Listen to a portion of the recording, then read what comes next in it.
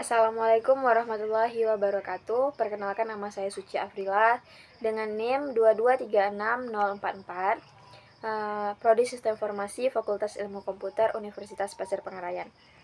Di video ini saya akan menjawab beberapa pertanyaan dari mata kuliah e-commerce dengan dosen pembimbing Ibu Rina Ari Rahma MPD. Pertanyaan yang pertama, apa tantangan utama yang dihadapi dalam menjaga keamanan dan privasi di era digital yang terus berkembang?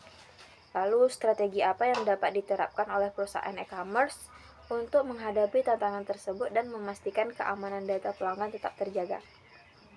Tantangan yang pertama yaitu serangan cyber yang semakin canggih, contohnya yaitu phishing dan ransomware. Yang kedua yaitu kebocoran data.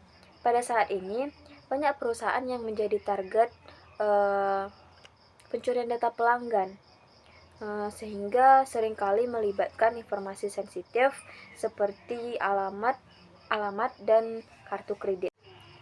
Strategi yang dapat diterapkan oleh perusahaan e-commerce yang pertama, implementasi encrypt data end-to-end.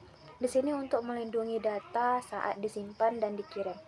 Yang kedua, autentifikasi multifaktor atau MFA.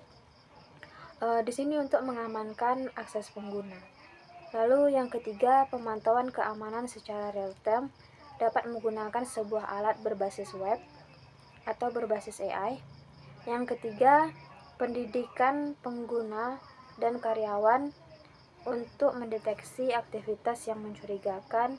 Lalu penerapan kebijakan privasi yang transparan. Di sini tujuannya agar pelanggan memahami bagaimana data mereka digunakan.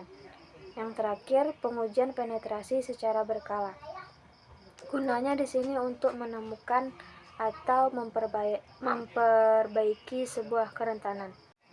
Pertanyaan yang kedua, jelaskan tantangan privasi dan keamanan yang dihadapi perusahaan e-commerce saat mengumpulkan dan menganalisis data konsumen.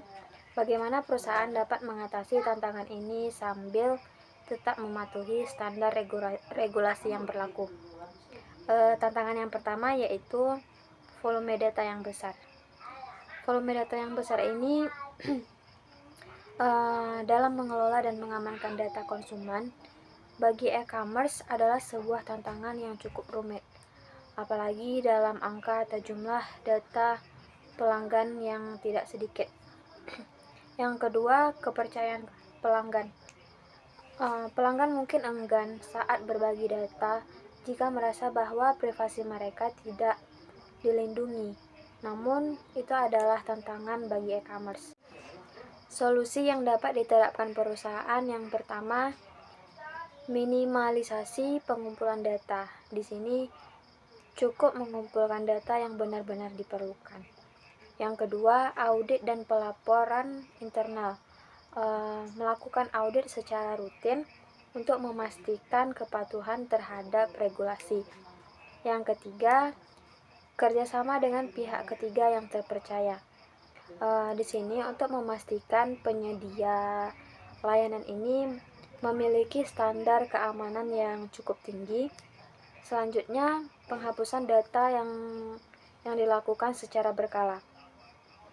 Hapus data pelanggan yang tidak lagi relevan sesuai dengan kebijakan retensasi. Pertanyaan yang ketiga, bagaimana teknologi seperti Internet of Things, kecerdasan buatan AI, dan cloud computing telah mengubah cara data dikumpulkan dan dianalisis dalam e-commerce.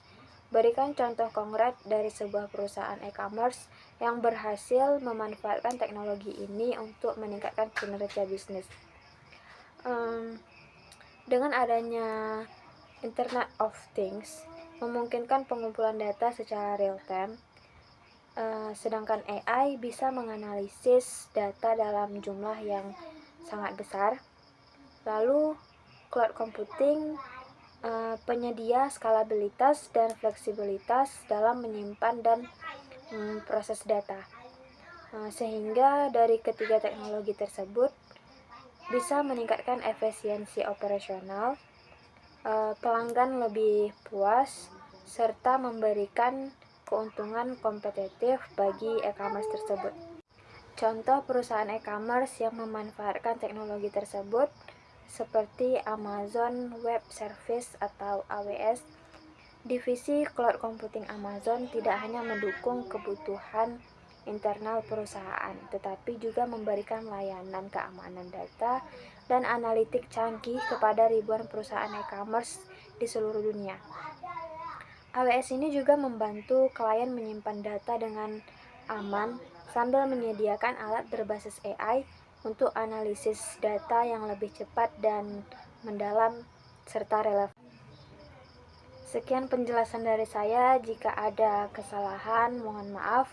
Wabillahi taufiq wal hidayah. Wassalamualaikum warahmatullahi wabarakatuh.